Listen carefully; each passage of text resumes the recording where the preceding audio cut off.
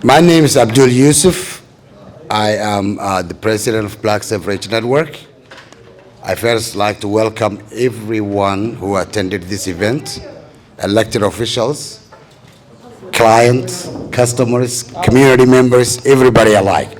I want to welcome you. I would like to begin with first introducing our board members.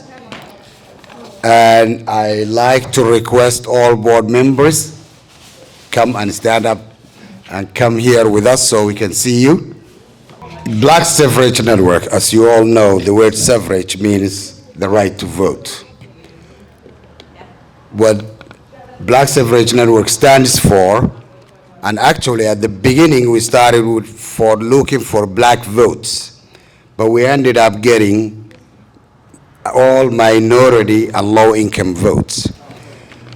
The main reason that we created, and right now welcome all of you to help us in our road ahead, is for us to recognize while low-income people are affected the most by decisions made, elected, and appointed officials immediately. If you raise the tax $1,000 a year, we have to deduct it from the bread and butter on the table. But a lot of other people, yes, it'll hurt them, but it'll come out of their account, not of their table. So for the last few years, we have seen, if that is the case, for those who are making decisions, those of us whom they are affecting the most should be the first ones to choose. But the opposite has been true. There's a lot of organizations, a lot of things in the books that actually write the good policies, inclusion, diversity, all kind of good words. But the result does not match what has been either passed or make an ordinance of.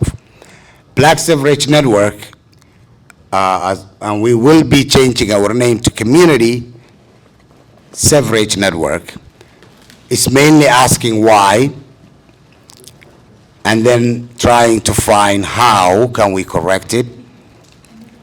And first, before we get out of our base, we have to first correct among ourselves and then seek help outside. So the main reason is, if we are being affected the most, we should be on the polls first.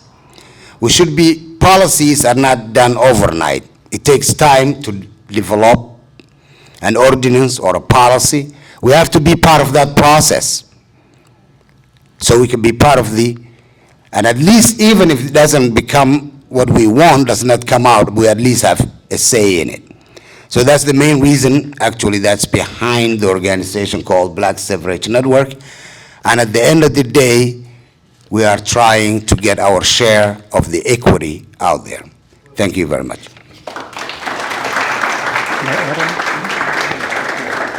To add on to what Abdul has articulated, there are some very important issues that we're looking to address. One of them is the wealth gap disparity within the region. Both our data and our anecdotes tell us that people of color are not on par with our white counterparts, our brothers and sisters. The data has showed us through some of the research that the governor and others have done that the average net worth of a Caucasian person is about $500,000, while the average net worth of a black person or a black family is about $20,000. In liberal Seattle, King County, this can't and shouldn't exist. We have both the resources, the energy, the vitality through our community leaders, our elected officials, and private industry to change that. We believe it only takes collaboration between all of us and then will. Our will drive our mission, and our mission is based on what we believe. So we are happy to welcome you here today. I believe I'm supposed to turn over to Henry Yates, who will speak for a few minutes, and then we have a list of great speakers, some of who we've announced already, who will be coming to the podium and sharing with us some of their thoughts and visions. Good evening, everyone. It's very interesting. As Bobby was calling out names and as I was seeing people come in who I've known for many, many years, I thought that I would stand up here and say, welcome, old friends. I am not going to say that because none of us are old. And welcome, friends from long time ago, and great to see all of you here continuing to fight the good fight. So as Bobby and Abdul said, my name is Henry Yates. I'm on the board of the Black Suffrage Network. I've actually known Abdul for a very long time. I promised him that I wouldn't say things about him that are inappropriate, although I do know a bunch of them. But all I can say is Abdul is someone who can sell ice cubes to Eskimos. So, I remember about 3 years ago when Abdul invited me to lunch, and I was there for a nice, friendly, social discussion. Before the lunch was over with, he had convinced me that he was going to start this organization, and he didn't convince me, he told me that I was going to be on the board. He did so, and I remember the words he said. He talked about how we need to engage our communities to speak up for themselves and to do so from a position of knowledge and strength. And that is very much what this Black Suffrage Network is, not just for black people, but for minority communities throughout this region. I have on my written remarks here a comment that I was going to make that actually Bobby stole and made for me about, the net worth of African Americans specifically in this community. I won't, excuse me, I won't mention that. But what I do want to say is, this community, and when I say this community, I'm mostly talking about King County, was not always in the situation that it is now, where black people specifically have a net worth, and by the way, net worth means a lot. Net worth means better education, it means better health care, it means obviously a better quality of life, and it also can predict whether you're going to go to jail. So net worth is really, really important, and we talk about that in the Black Suffrage Network all the time because it is a determinant of your outcome, your fate, whether you have a successful life or not. Back in the 1960s, the average net worth for an African American family in the Seattle area was 1 percentage point higher than it was for folks throughout the country. And since the 60s, all of that has eroded significantly. There are a bunch of reasons for that. One of the big ones is Boeing was hiring a bunch of African Americans. The industries that now we rely on in this county and elsewhere in the Puget Sound region, the high-tech industry has fewer than 2% of its workers that are black.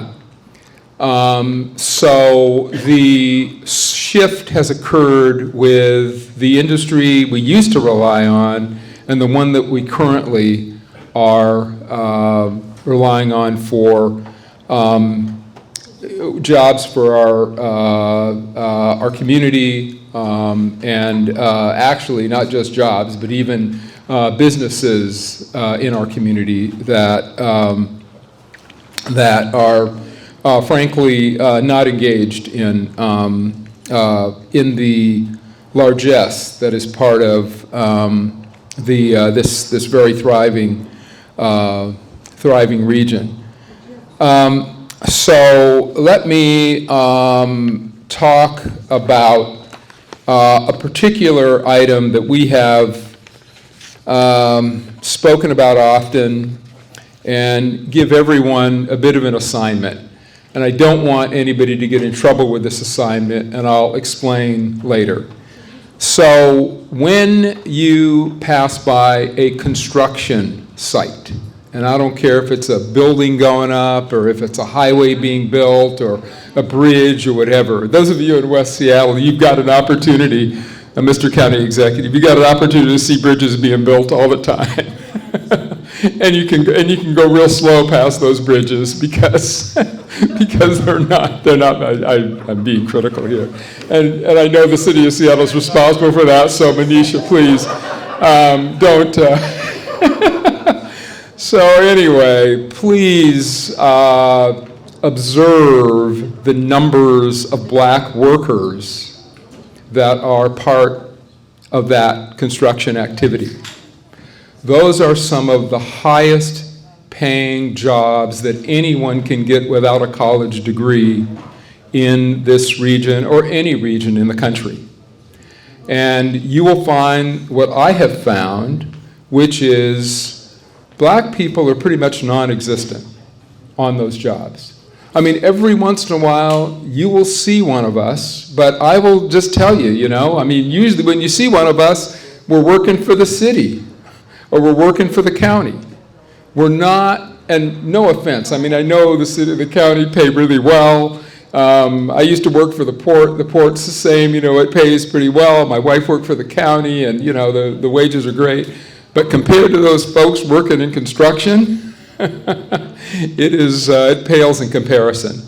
So please, slow down, take a look, and just observe, because that is a place where we ought to be in big numbers, because our high school graduation rates, our college graduation rates, even our college entrance rates are very, very low. And those are great places to transition to.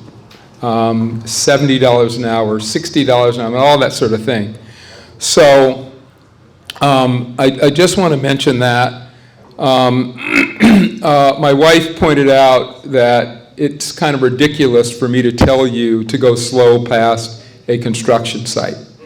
My wife's always telling me these things that I'm saying wrong.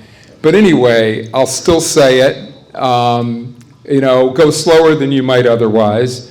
I do need to, though, point out to you that sometimes there are police officers at those construction sites, so you don't want to go too slow, because it could be, the results could be, not as good as you might want them, because obviously the police are there to get people moving along.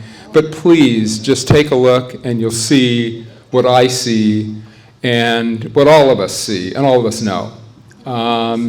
So there are many places where we ought to be. This organization is going to work very, very hard to get us there, both the young as well as the not so young, those of us who think we're not so young or think we're not so old.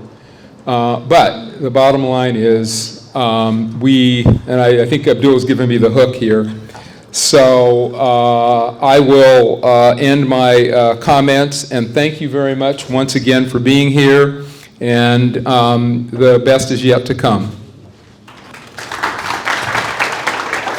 Thank you, Henry.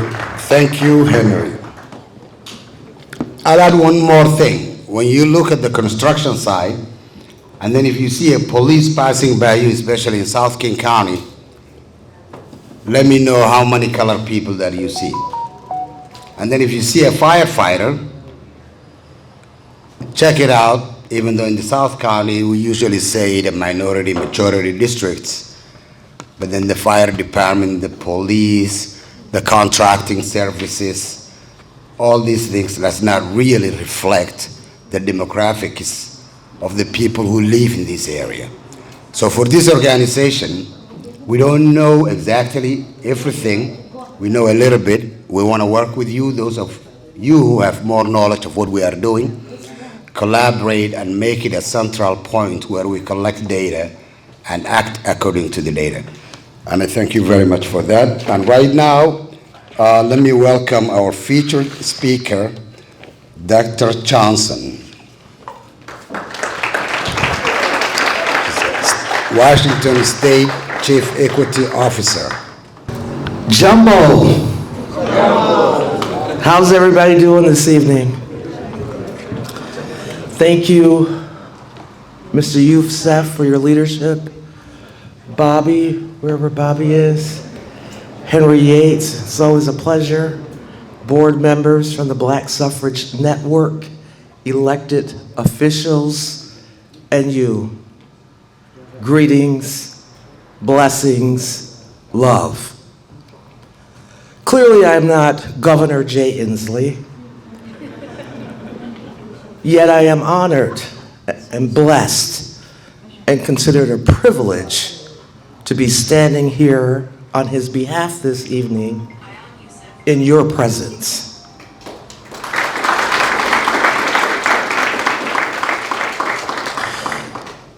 You know, our office, the Office of Equity, in the office of Governor Jay Inslee, was created because of everything that Abdul, Bobby, and Henry Yates just talked about. And the reason why Governor Jay Inslee signed that piece of legislation into law is because people like you came together and said enough is absolutely enough. We are here, we are free, we are valued, and we demand justice and equity for all.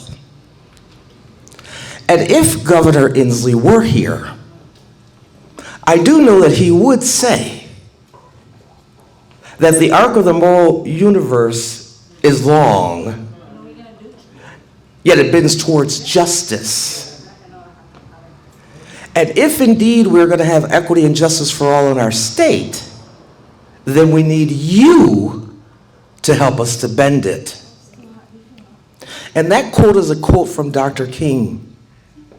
After COVID, he said, normal is over. We're going to create a new normal where there is equity, justice, freedom, belonging for all in this state. And our office intends to act on that mandate. And we plan to do that in partnership with you. And that's why I'm delighted to be here tonight, and I'm glad he can't be. So I can personally charge you to stand up, show up, and speak up. So I can personally charge you to stand up, show up, and speak up. Because if indeed 100 years from now, thank you. Go ahead. If you go stand, stand. If you go stand, if you go clap, clap.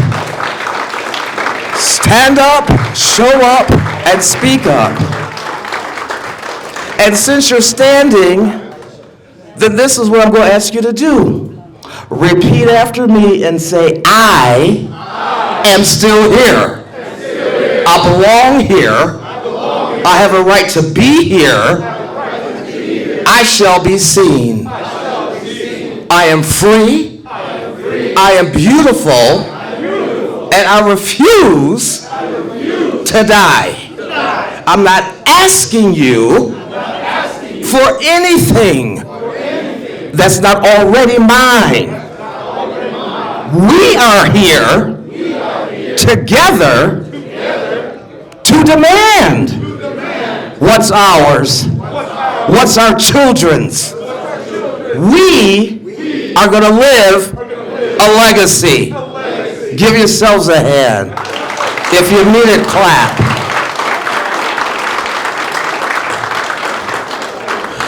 Because there is an African proverb that the Office of Equity is going to model, One that says, if you want to go fast, go alone. But if you want to go far, go together. And it is at this point I just have to take a point of personal privilege and thank Representative April Berg, Representative David Hackney, and the Legislative Black Caucus for going to bat for the Office of Equity to make sure that we have the resources that we need to serve you and to make sure that we create venues for your voice to be heard when you come to state agencies. Let's just give it up for them. Thank you. We love you. We appreciate you. And they need you to tell them what you want so that that legislation can be created, so that the jobs and the representation that we're seeking across state agencies are present. So when you come to any state agency, you see people who look like you, who can speak your language so you can get what you need in the way that you need so you and your family can survive. So that when it comes time to award all the contracts for the billions of dollars that are coming through the state for infrastructure in digital equity, that you and your families are able to execute on those awards. And when you come, that we're not going to lose not one more life to COVID. No person's going to die from COVID or anything else because they can't speak English. So that is our commitment to you. I'm not going to be long before I've spoken way longer than I wanted to this evening. It's just my honor to be here in your presence. Forgive me now, I do need to head back to Olympia. I bring you greetings on behalf of Governor Jay Inslee and Abdul. I'm expecting another invitation to the governor when you go invite him back and tell him everything that you all, that we together have accomplished. Can you do that? Sure will. Don't bring him back if you haven't done anything. Invite him back when you do something. Sure will. Thank you. Blessings.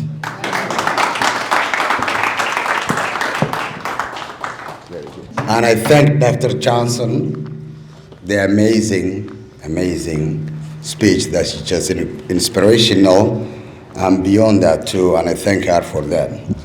Next speaker, the man in 5th District of King County, Dave Abdigrove. Before I gave him the speaker, Dave was instrumental for the startup of this organization. With him and Dow, we get the first funding to get things started. So we have a special appreciative for that as Black Suffrage Network, but we're not welcoming him on that behalf. We're welcoming him as the representative of a King County Council District 5, where a lot of us community minorities live, and thank you, and take the mic.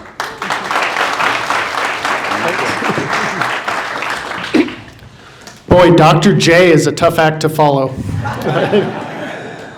You know, if you walk down the street in District 5 that I represent in South King County, or anywhere in King County, and look around, you'll see people from different backgrounds, different ages, different races, different income levels. In King County, our diversity is our strength, and we're so fortunate to live in a county that holds the promise of freedom and opportunity for all. But that promise has not yet been fulfilled. We've not yet reached our full potential.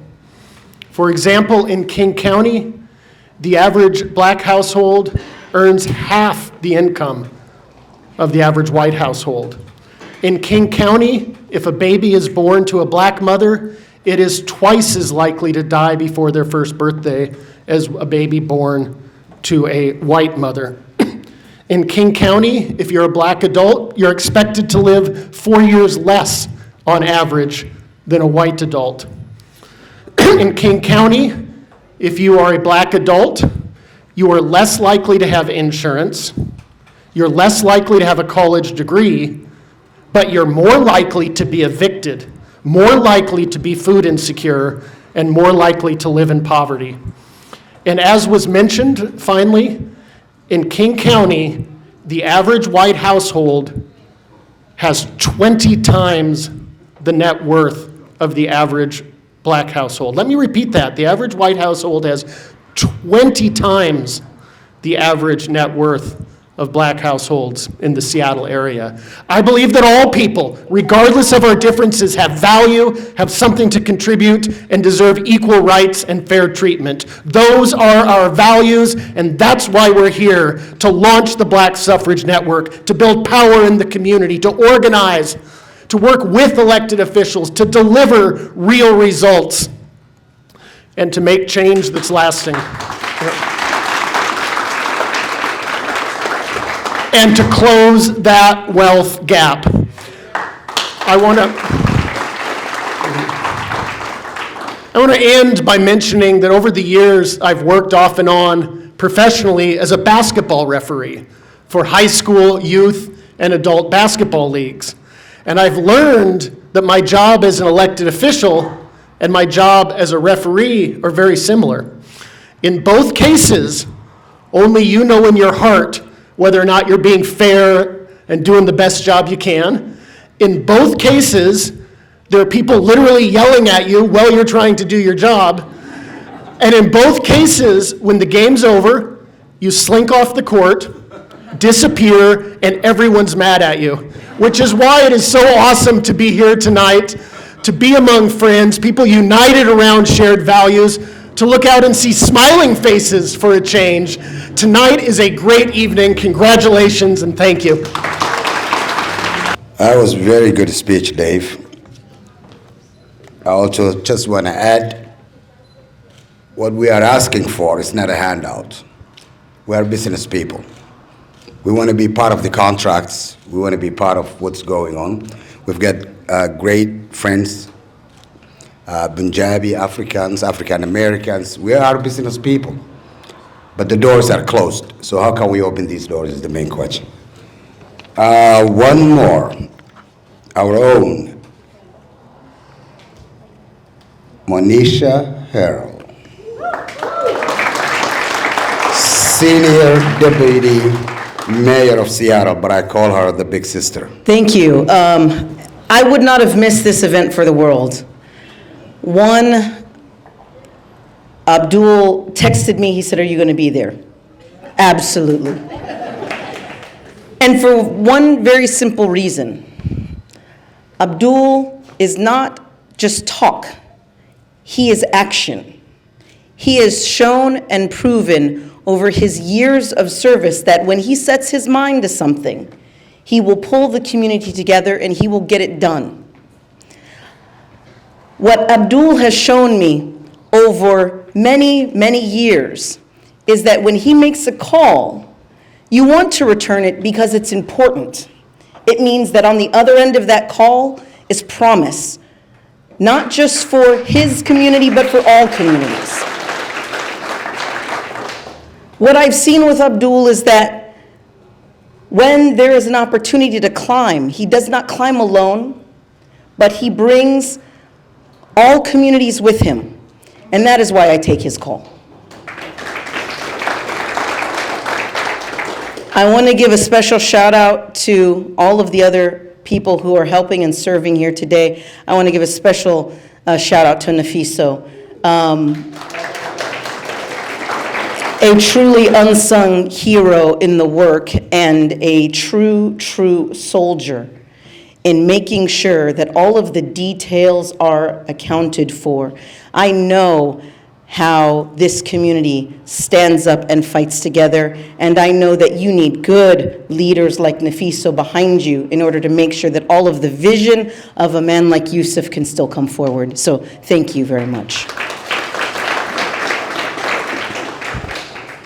I am enamored by this building. I am enamored by this start and the people that you have put in the room. This is where we put roots and build for all of our communities. This is where it happens.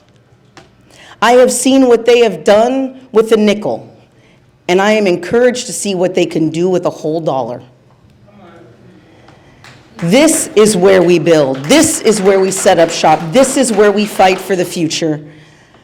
And it is my honor to have been a part of being able to be here today, because I know in 5 years, in 10 years, we will see the empire, and it will reap the results for all of us, for all of our communities, and for all the work that we care about. Thank you so much. Please remember to continue to support this organization. Thank you, Deputy Mayor Monisha. Thank you for those kind words, and thank you for being there for us throughout your career, not just today, and not just in the position that you have now, but throughout your career. We appreciate that. Thank you. Okay, our next speaker is Hamdi Mohammed, who is a Port Commissioner.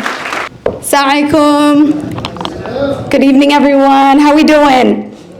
Give yourselves a round of applause for being out here tonight. You look good. Before I begin, this is my first time coming to this space. The last time I was in this building, it was a U.S. bank. So when I pulled in and I realized it was the U.S. bank, that just did something for me. That is power. The fact that we are occupying and taking spaces that banks had before, I was like, Yusuf, you're onto something. Give these amazing organizers a round of applause, please. You know, I've had dinner with Bobby, Abdul, and Henry while they were talking about this idea of the Black Suffrage Network. And it was around the time that I was actually running for office for the Port of Seattle Commission, and even after I got elected. And their vision was really centered around making sure that folks in our community understand the importance of voting. I am very lucky to be wearing dual hats in our city. I am a Port of Seattle Commissioner and also the Director of the Office of Immigrant and Refugee Affairs for the City of Seattle. And when I got elected, I became the first Somali woman to be elected to office in Washington State, and the first Black woman to be elected to the Port of Seattle Commission. And those are all historical moments, and I feel a sense of responsibility and weight on my shoulders constantly to ensure that while I am the first, I am not the last. That I ensure that we are paving the way to make sure that the next generation is ready to step into these roles.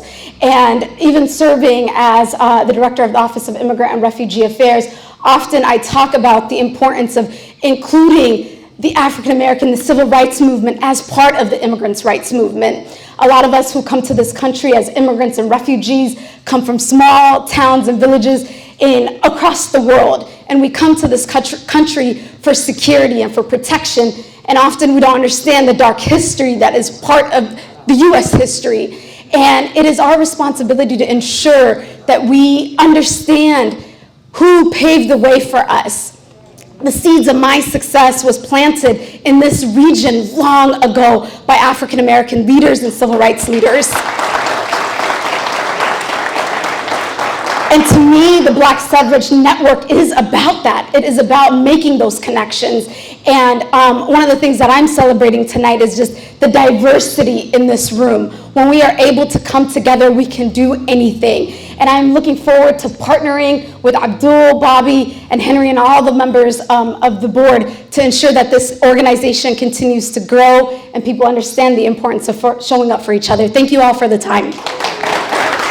I cannot recognize the next guest until I really acknowledge my friend, Gardif Man, a board member, and his community, and how they were part of this organization from its inception.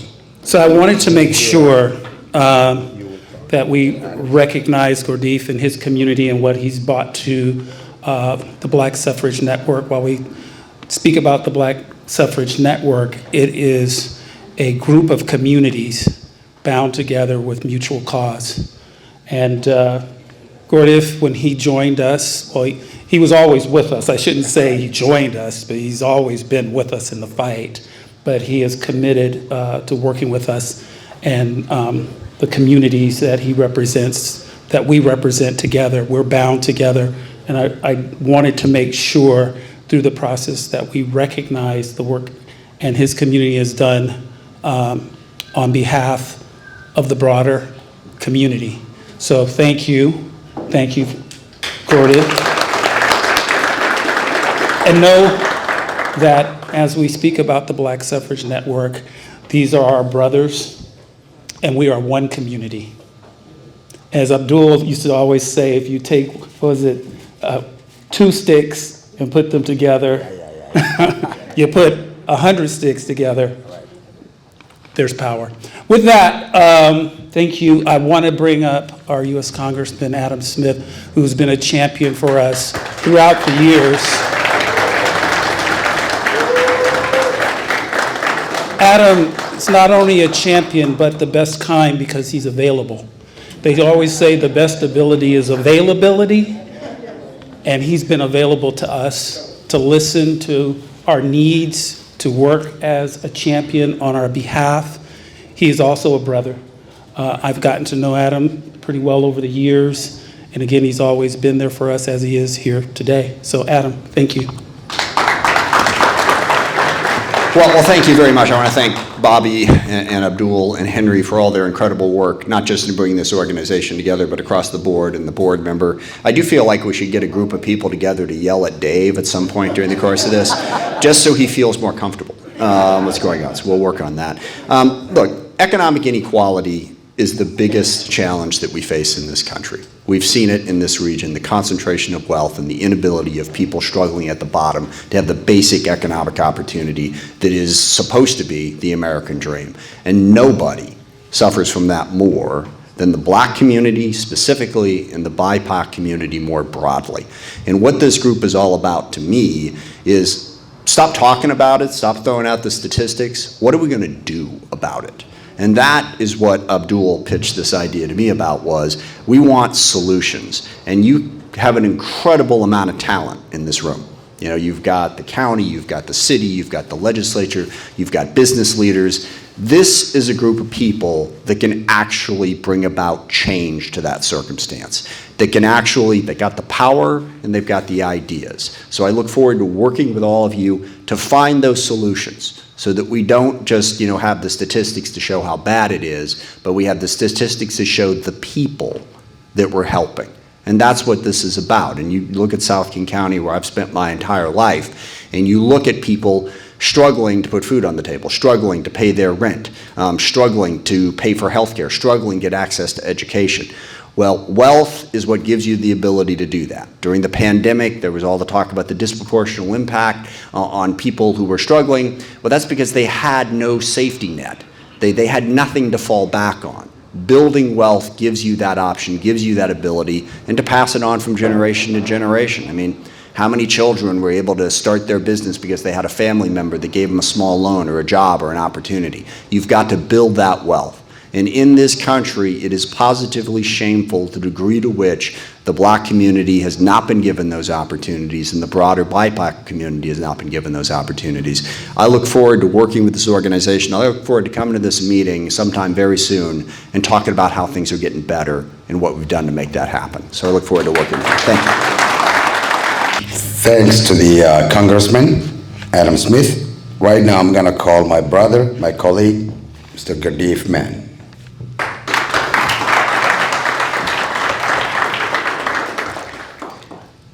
Thank you very much, Bobby and Abdul, to give me opportunity to serve with you guys on the board as a board member. And I just want to appreciate all the elected officials are here. They are going to work for our community, minority communities. When we say Black, I believe we are a big part of that community. And we are all the minorities, which is I can call my colleagues are here from Punjabi community and also all other communities are. And we need to be work together and come over all challenges what we are facing here. We've been here 40 years, 50 years, long time. And I think in the future our kids will do better. And on the jobs we've been talking, and one day all the communities are serving on those jobs, and we will come equal and better financial and better schooling, education and everything. And I really appreciate everybody to being here and being part of our organization. In the future, we will do better. That's why we can have hope, and we're really proud of all the elected officials going to be help us out. So thank you very much. Thank you.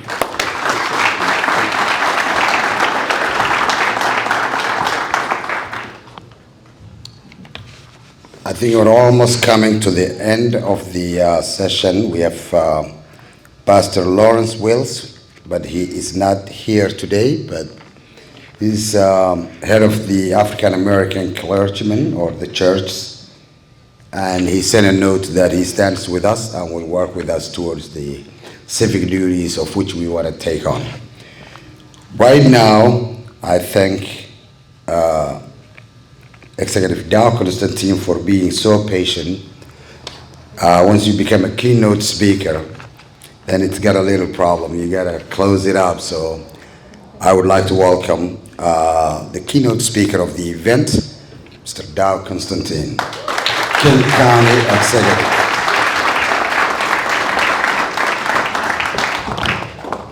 Thank you.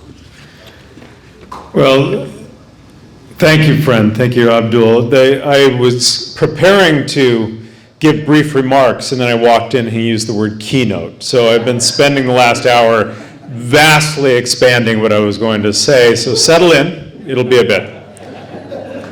I'm really inspired by everything that we've heard tonight and everything that the Black Suffrage Network is doing here at this launch as we begin this journey together toward a more engaged, more active, and stronger community. How we do that is by liberating the power of every person, and the power every person has, and channeling that into the very core of our nation, a strong, vibrant democracy.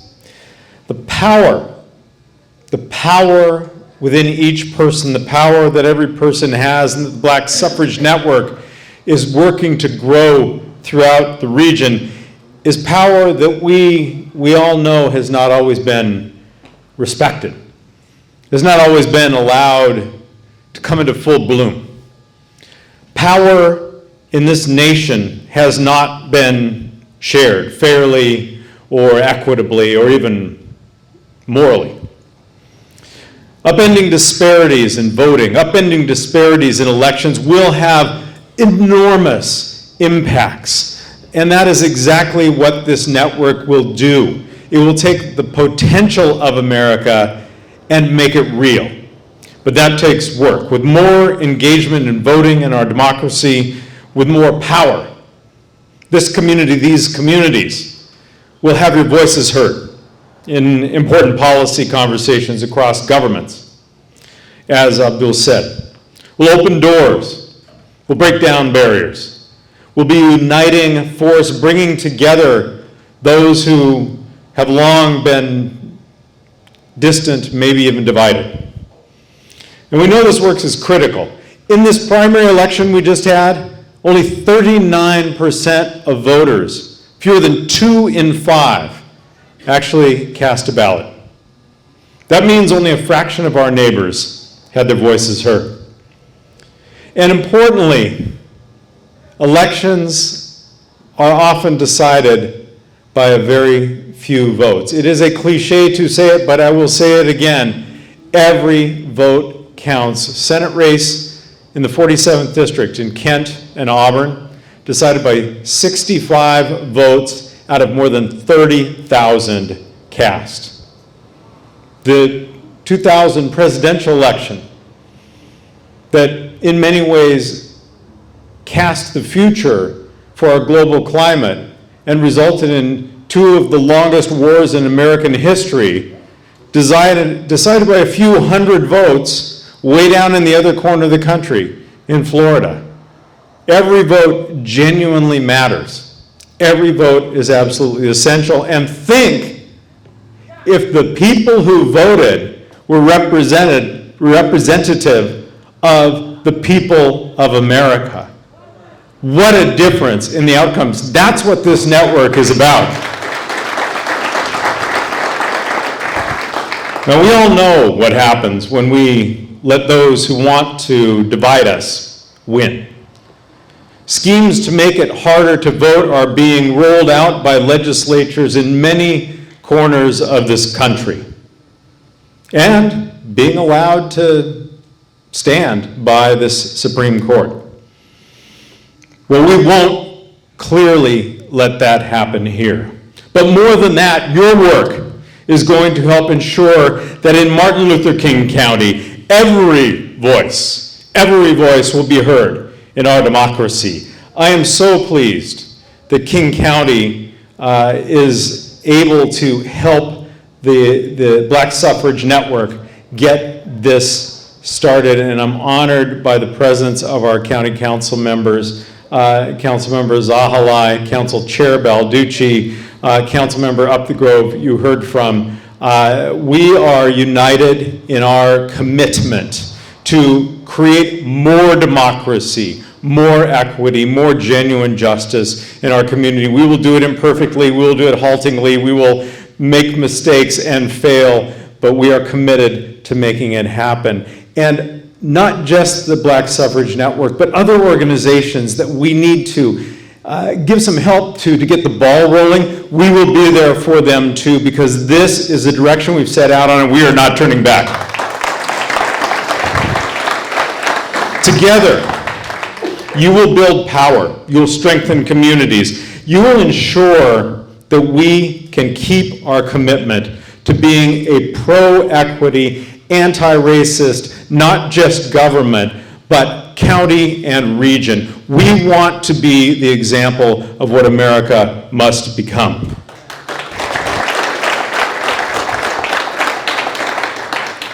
And as we discussed at the start, it is absolutely critical that those who are closest to the problems that challenge us must be at the table to help solve them. That is too what this is about. Creating a place at the table. I had this wonderful experience, maybe some of you were there, just a couple of days ago. We completed our first genuine participatory budgeting process, Girma, you were there, in the urban unincorporated area. And 5 urban unincorporated communities created a process to help distribute millions of dollars to worthy projects that not we, but they identified as being the most important to help lift up the communities in which they live. And it was far more inspiring than I could ever have imagined to be there, because the people created the process, they owned the process, they owned the outcomes, they owned the projects and the services that they'll be creating. And this is just the beginning. It is another way in which we are democratizing our democracy. And I'm tremendously excited about it. So I want to congratulate everyone who has brought us to this point, these gentlemen, but also every person in this room and every person who was not able to make it, who caught on to this dream and helped bring it to fruition, and now it's time to carry it forward. I'm looking forward to seeing what happens next, increasing participation in our elections, sharing your perspective in creating public policy, and supporting leaders to make them enact it, upending centuries of marginalization and centering the voices gathered here, and ensuring that government of, by, and for the people truly represents all of the people. And there is no better place to start closing that wealth gap than here in a former bank. So thank you so much, and congratulations.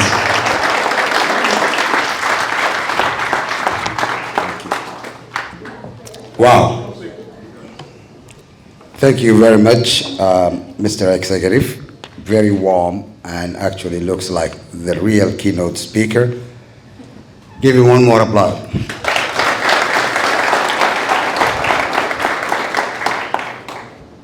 I think we're at the closing. I have an ask from each one of you here and anybody that you may see or talk to, either directly through social media and all that.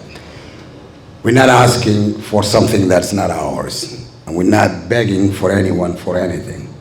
All we are trying to say, we, the communities of buyback and low-income people, first we have to do our work, come together. If we don't do that, each one of us will be in a little corner and won't mean anything. We have the Oromo community here. We've get the Punjabi community here, we get the Somali, we get the Ethiopia, we get African American, we get white American, black American, everybody here. So what we are asking of is that this organization is working with anybody who is willing to help, or anybody who is working for or towards solving the kind of problems we are working on. We don't want to start from scratch and reinvent the wheel. We want everybody who have an experience, whether it's a government agency, whether it's a community, whether it's an activist, whether it's anybody who could help, to come and join us. We don't know what we are getting into. We're just getting started. That's why we call it ribbon cutting.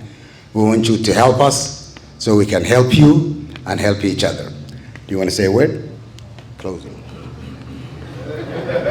Off guard. Actually, I just want to close by saying thank you to all of you for joining us. This is special.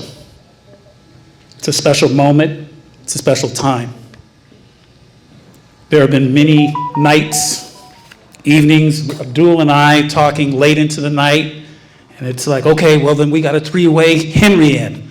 We got to bring somebody else in. And there we are talking about this dream. I think, as the deputy mayor said, someone said the seeds are planted here, and it's only fitting that we start to close that gap, that generational wealth gap in a bank. Thank you all for coming to this evening. We appreciate all of you. There's a lot more of nibbles here, so please take a time to kind of talk to each other, mingle. I always say when you come to a place like this, make it your job to meet someone new. Make a connection. That's what a network is. Make a connection. And for every connection made, the network gets stronger. Thank you all.